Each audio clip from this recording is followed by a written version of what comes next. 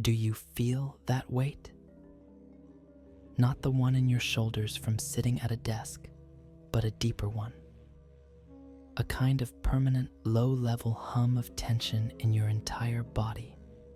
It's the tension of holding something together. It's the feeling of being the sole architect, engineer, and construction crew for the skyscraper of your own life. You have the blueprint clutched in your hand, every floor planned, every window placed. You spend your nights mentally checking the structural integrity and your days trying to force the materials into place.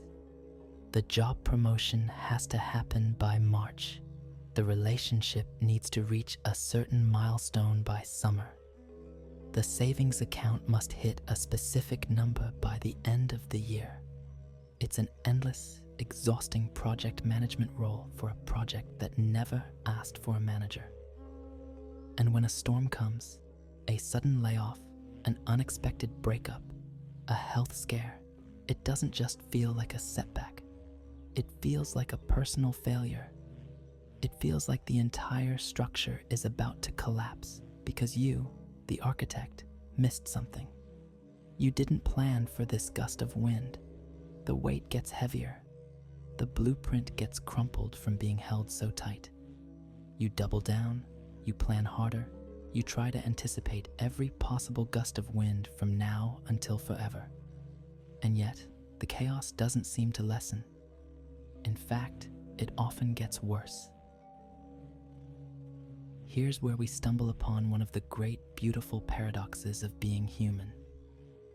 The more desperately you try to control everything, the more out of control your life becomes. It's a strange and frustrating truth. Your intense effort to create order is the very thing that introduces turbulence. Think about it. It's like trying to hold a handful of sand. The moment you squeeze your fist to secure it, the grains pour out through the gaps in your fingers. The gentle, open palm holds far more than the clenched fist ever could. We've been taught to clench. We've been taught that success is about willpower, about imposing your vision onto the world. We celebrate the person who made it happen through sheer force, but we rarely see the hidden cost of that force. The sleepless nights, the broken relationships, the constant anxiety of a plan going off track. We're trying to nail water to a wall. The effort is immense, the frustration is guaranteed, and the water simply goes wherever it wants. The hammer is your plan, the nail is your expectation, and the water is reality itself. It will not be fixed in place. It will not obey the rigid rules of your blueprint. The problem isn't the water, and it isn't the wall. It's the belief that you're supposed to be holding a hammer in the first place. This is a fundamental misunderstanding of how things are set up. We imagine life is a machine, something like a car. We think we're in the driver's seat, and if we just learn how to operate the controls perfectly, the steering, the brakes, the accelerator, we can make it go exactly where our map says to go. But what if life isn't a machine at all? What if it's a river? When you're on a river, you don't command the current. You don't tell it to go faster or slower, or to turn left up ahead. To even try would be absurd. A wise sailor doesn't fight the river. They learn to read it. They understand its flow, its eddies, its deep spots, and its shallows. They use the current's own energy to move forward. Their control isn't about forcing the river to bend to their will. Their control is in their relationship with the river. It's in the skillful adjustment of their rudder and their sails. When you insist on following your rigid life plan, you are essentially trying to paddle upstream against a powerful current. It's exhausting, it's demoralizing, and you barely make any progress. Every splash of water in your face feels like a personal attack from the universe. Every time the current pushes you slightly off course, you see it as a failure of your strength. But the river isn't trying to defeat you. It's just flowing.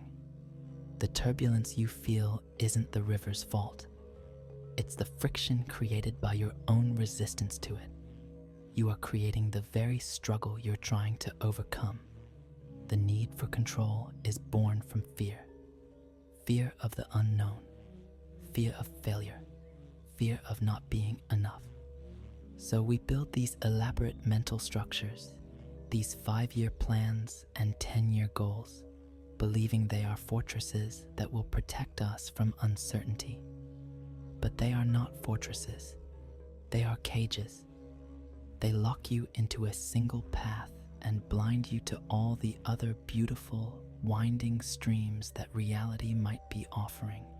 You might be paddling furiously toward a destination that is no longer right for you, completely missing a gentle tributary that leads to a place of incredible peace and opportunity, a place your original map could never have shown you. This isn't about becoming passive or lazy. It's about becoming intelligent in a new way. It's about shifting your energy from forceful imposition to sensitive navigation.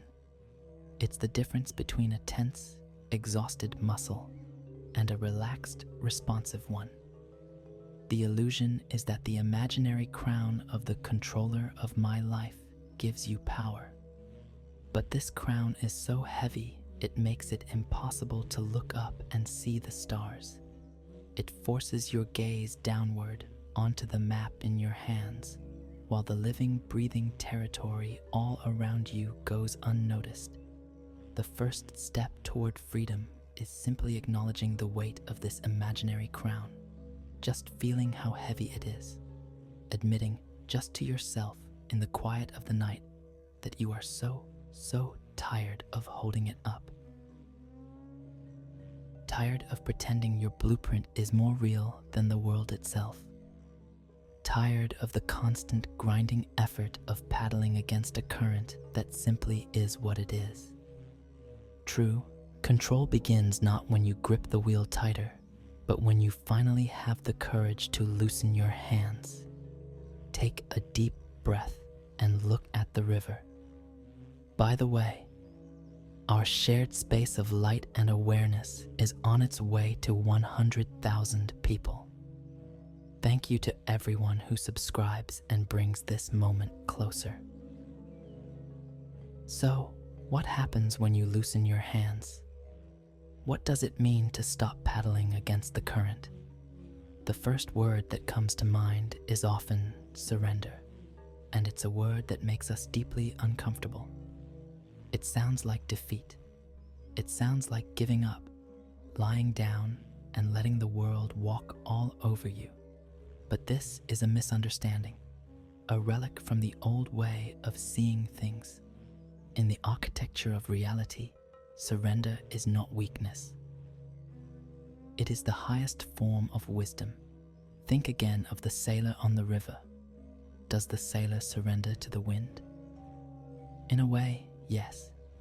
They don't command the wind to blow. They don't get angry at the wind for existing. They accept the reality of the wind completely. But they don't just let the wind push their boat into the rocks. That would be defeat. Instead, they skillfully adjust their sails. They use the very force they cannot control to guide them exactly where they need to go. This is true surrender. It is not powerlessness. It is the ultimate collaboration. It's recognizing a power greater than your own isolated will and learning how to dance with it. You do this in small ways already. Think of a difficult conversation. When you go in with a rigid script, determined to win the argument, what happens? The other person feels it. They become defensive. A wall goes up. But when you let go of your script and simply listen, when you surrender to the moment, you start responding to what's actually being said. You notice the hurt in their voice, not just their words. You find a connection you never could have planned. That is the power of adjusting your sails instead of trying to command the wind. This shift from commanding to collaborating leads to the next profound change. You move from planning to perceiving. For years, you have been staring intently at your map. The map is your set of beliefs, your expectations, your 5-year plan. It's a static, black and white drawing of what you think the world should be. And as long as your head is down, staring at the map, you cannot see the road. You can't see the vibrant, living, ever-changing landscape right in front of you. When you let go of the need for the world to match your map, you finally lift your head, and you start to see. You start to notice the signs. You know what I mean, those strange little coincidences that you used to dismiss as random. You're agonizing over a decision, and you overhear a conversation between strangers on a bus that gives you the perfect answer. You get an unexpected phone call from someone you haven't heard from in a decade, offering an opportunity you didn't even know you were looking for.